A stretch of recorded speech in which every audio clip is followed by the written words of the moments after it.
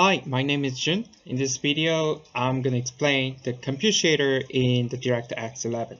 And also I'm going to show you the progression of that I'm making Dark Echo game using this technique. So let's go.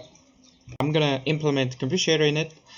So this update function going to be called every frame, and I will dispatch the compute shader inside this function. So first thing first, we gonna make the results that we gonna write the data in it. So I will declare the 2D texture 2D, and I will create this texture inside this constructor.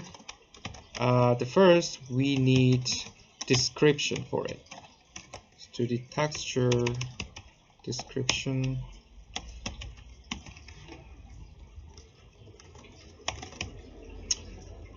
I will set the format,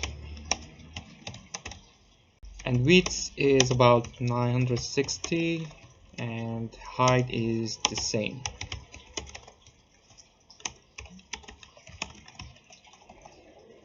And CPU access, there's no CPU access.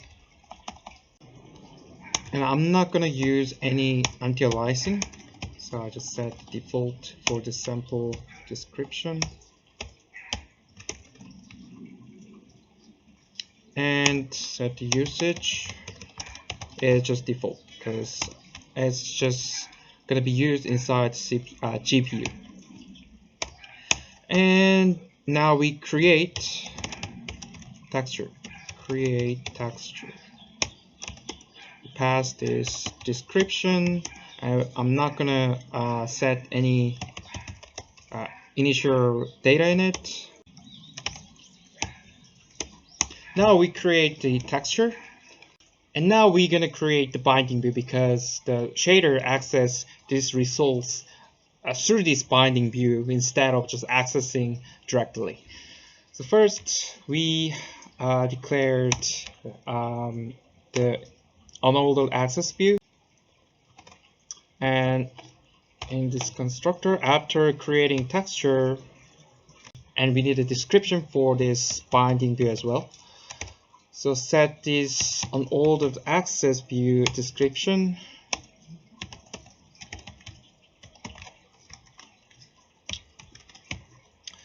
So set the format. This should be should have the same format as this texture. So the same format, and we set this view dimension. This is gonna be the view dimension to the texture.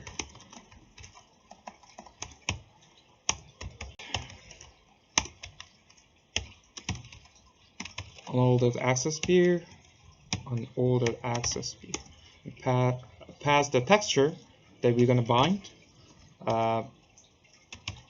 Texture, and pass the description, and pass this unordered view address. And now we create this binding view, so we are ready to use these results in the GPU. Now let's create the compute shader. So we have a new item in the texture file, compute shader HLSL, and also we have to set the property of it to be this shader type to be compute shader, and the model is I use a 5.0. Apply it. So this is a sample code, compute shader code. So it has results that we just made earlier, and I said 32 by 32 thread numbers for one group. I get a thread index number from this parameter. So using this index number, I just simply draw the one circle on the middle of the screen. And code inside here is just same as the normal shader, except we can now store the data inside any resource. So So using this thread index number, I draw the one single circle on the middle of the texture. So inside this circle it will be green, and outside the circle it will be red. So let's create computer shader interface in the CPU side.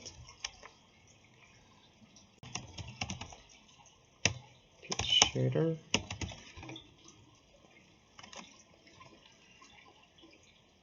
First, we need to load the computer shader file from the folder.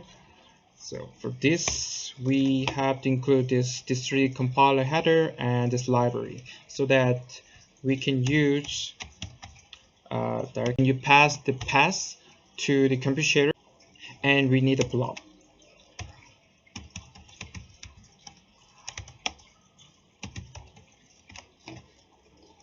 And pass the address of the blob. And now we create compute shader.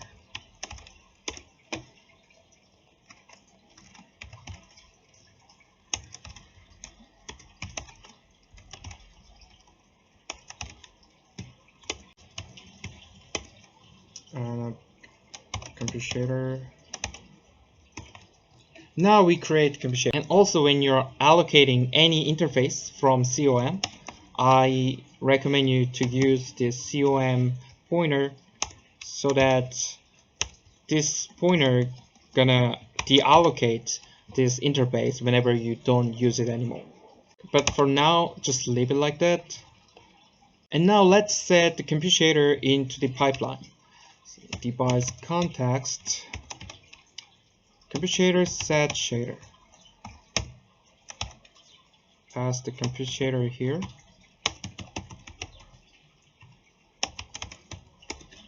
And also we have to pass the binding view to pipeline, so that the compute shader can use that. Compute shader set unordered access views. So I only have one resource, so it starts from 0, and it has a one unordered view, has the address of unordered view, and finally dispatch the compute shader. So inside this dispatch function, this compute shader gonna do its job.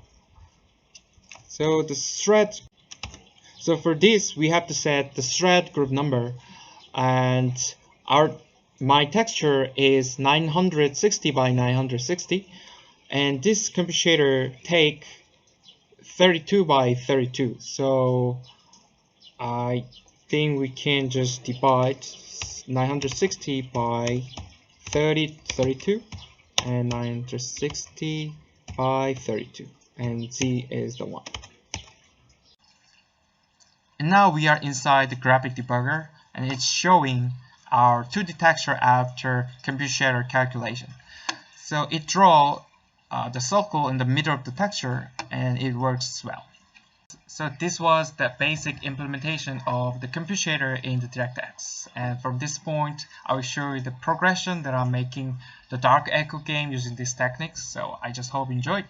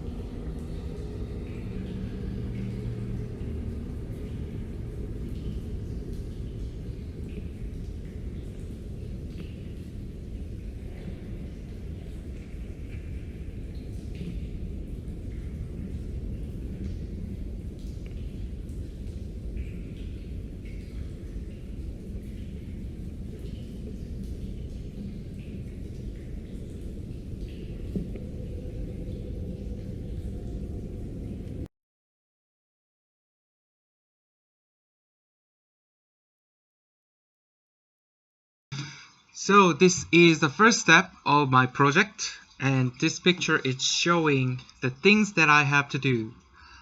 This 5 thing on the left side is the individual class that works independently in the scene. So I implement the first one is a full size quad. It has a custom vertex pixel shader on it, so it renders pretty much everything in the scene using just shaders. And second one is player. I have to implement a couple of interface, and it throws the stones and leave the footprints so you can check where you've been through before. And the third one is the waves, and I guess this thing gonna be most challenging part of this project, because I'm gonna set maximum 500 waves a time. So updating 500 elements per frame, there might be some performance impact, depends on the case, but I think it's gonna be alright. And the second reason is I'm gonna use this is where I intended to use the compute shader for rendering the waves, and it's my first time to use a compute shader for Directx. And next one, I'm gonna implement the enemy. Definitely we need the enemies, so it's gonna move, and it only show themselves when they are moving. And the last class is the terrain. So I'm gonna use the space partitioning techniques, and they're gonna be masked because if there's obstacles, nothing gonna be rendered on it. And there's a couple of different roads, like normal roads, water, traps, and destination. And definitely there's a wall, so nothing gonna go through the wall. And this seventh thing on the right side, it's a thing that I have to do about the interactions. So for example, making noises.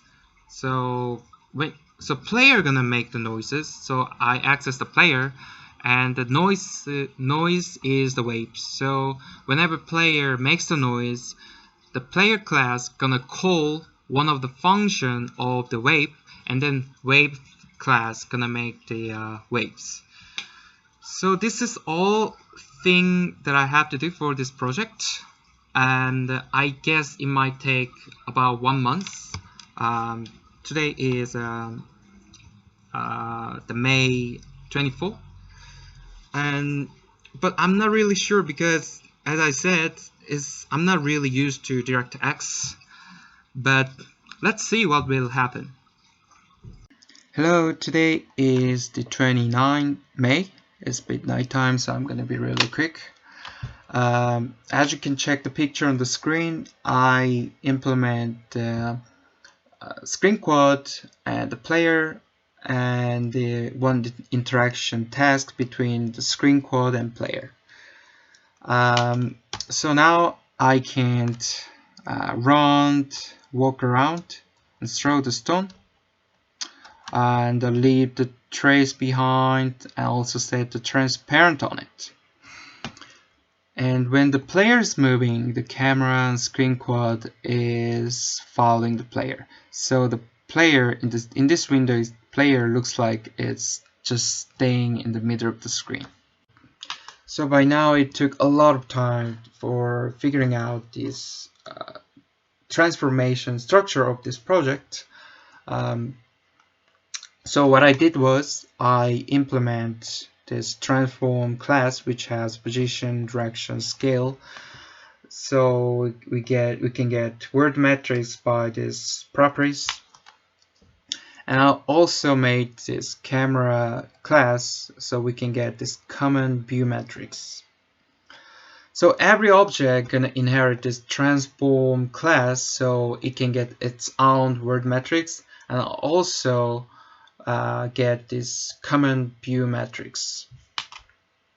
I'm gonna show you one of the example. So this is the screen quad class. So before the screen quad rendering itself, it get its own word metrics, view metrics, and pass these two metrics to its own shader through this constant buffer. I'm going to show you this shader. So the shader, it get two metrics and multiply this to the vertex, so this object gonna be rendered in proper position. So today is the 2nd June, and from this point I filmed a video in advance for showing my progression because my small laptop gets really slow for opening both OBS Studio and my program. So anyway, this is my program so far. I can make the wave. So whenever you step on the ground, it makes a wave. And you can also stomp. And also you can check the wave disappear gradually, leaving the trace behind. Before going into the wave, I want to show you that I use the interface for making communication structure between objects. Because when you make the noise, the player is the trigger, and the wave manager is the one that actually makes the wave. So these two objects have to communicate each other, and also when you're rendering wave, of course the wave manager have the wave, but the screen quad is actually the one that render the wave on the screen. So I need this some communication structure. So this is the three interface that I use for my program so far. The first one is the for throwing stone. So player gonna have this reference interface reference of the stone object, and whenever it throw the stone, you're gonna call this function. And second is for making noise. So same in this time, the player gonna have this interface reference of the wave manager, and then player gonna call this function whenever player makes a noise. And the third one is for rendering the wave. So this time the screen quad object gonna have this reference of wave manager, and then it gonna call this function before the screen quad render something on the screen. And this is graphic debugging page. So first we clear our render target view, and then we get this pink default page. And second, we dispatch our first compute shader. So this is the compute shader that draw the wave on these wave render results. So this is showing the state of the wave render results.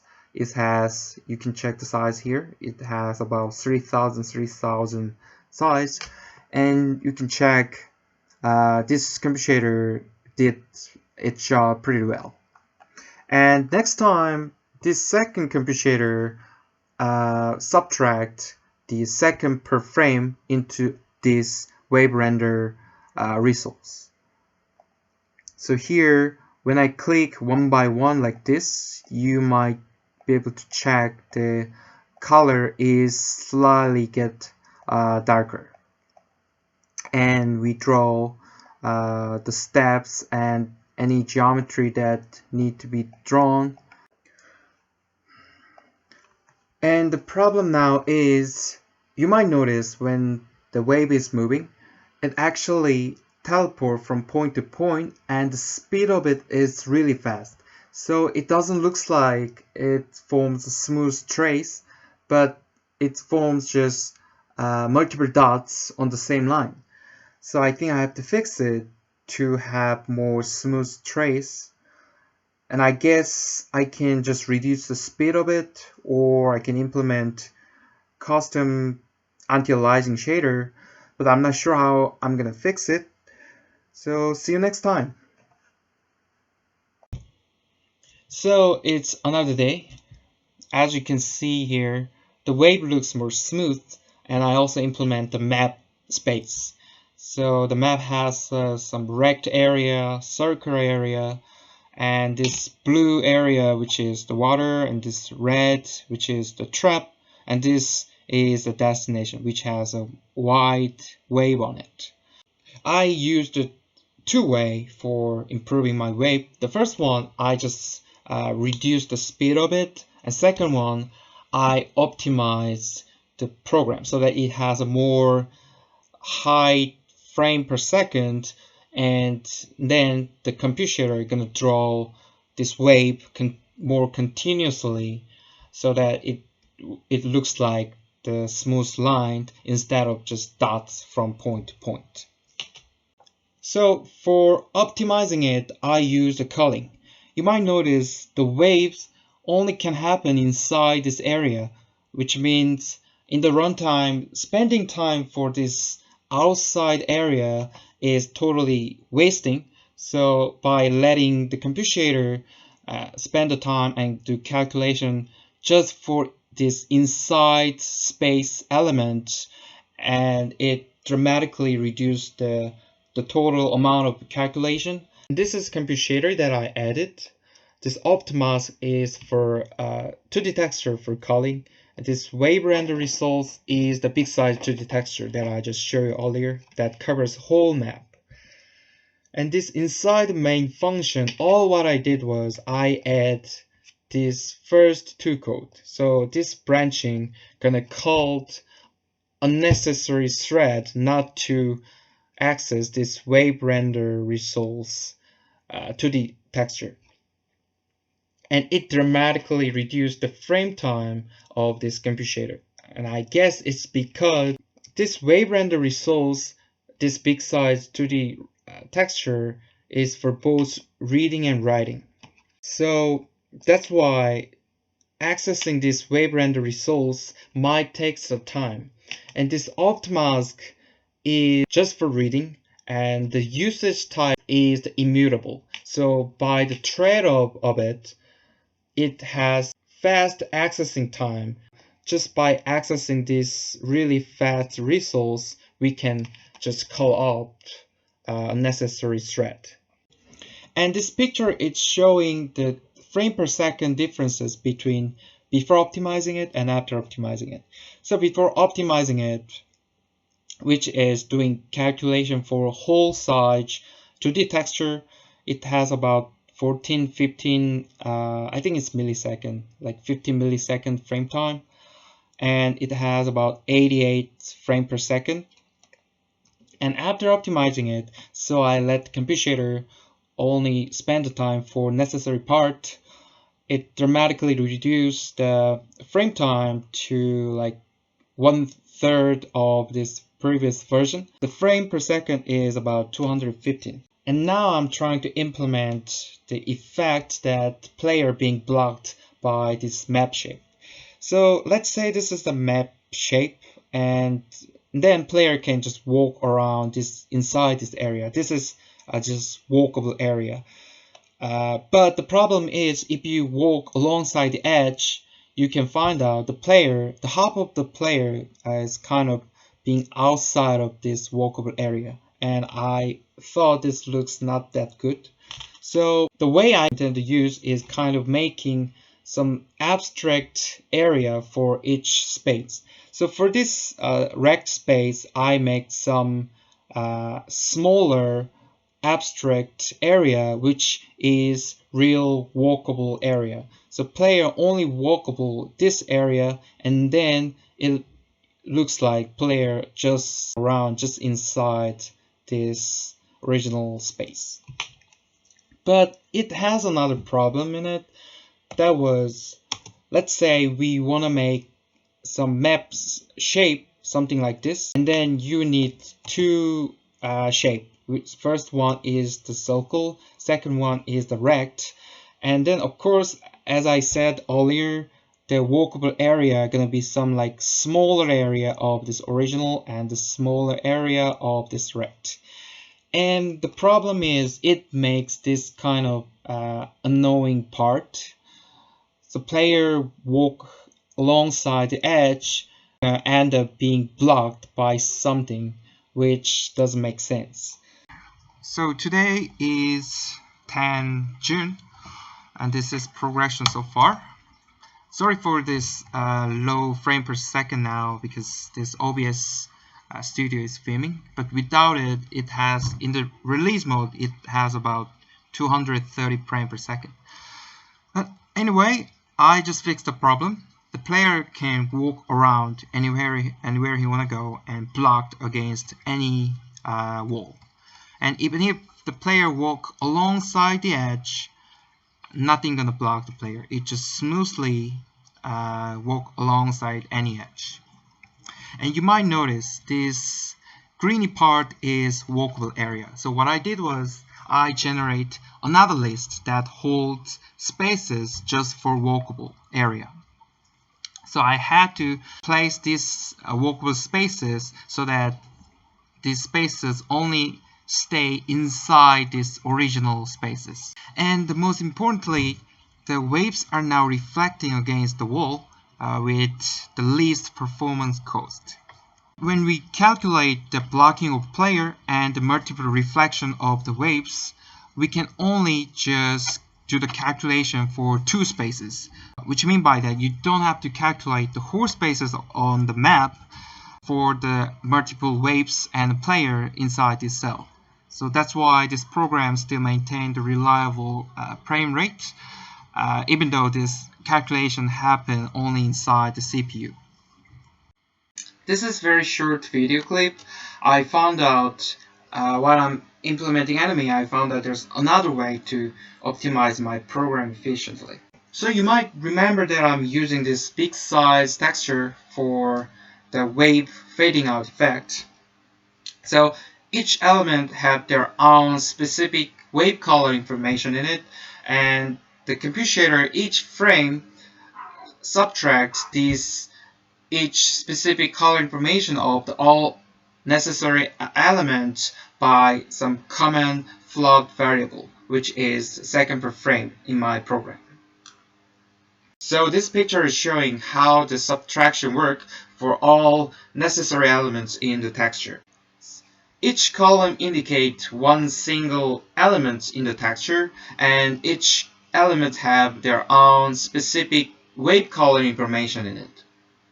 So in my previous program, for all these each elements, the compute shader do the subtraction. So all this specific color information gonna get less and less until 0. So we get some fading information by this. And I just realized, what if change this standard? So I declared one single float and I keep increasing it in the CPU side, apply it as the new standard. So the fading effects just done automatically without accessing this all necessary element using a lot of different threads. And with this, the Visual Studio is showing about 300 frames per second in the release mode.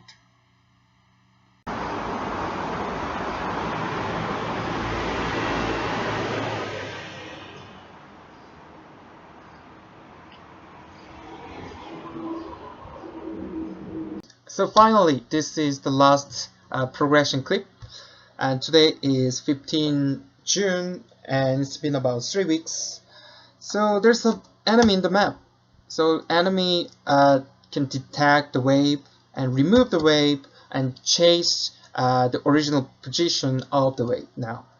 And also it can kill the player if it's close enough with the player. And also if the player step on the trap or the destination, its corresponding event is going to be triggered. So there's a trigger here. If step on it, player die. And this is destination. So for this, I haven't had any problem while I'm coding it, but in shader I had 3 different colors that I have to decide which color should I use for each different pixels. Because as I'm implementing the enemies, there were 2 different colors comes out with it, so I had to set the priority and apply it in the shader code. So this is the shader code. So I'm gonna leave the link below, so if you want, you can download this code or my whole project. This is the end of the video. Thanks for watching.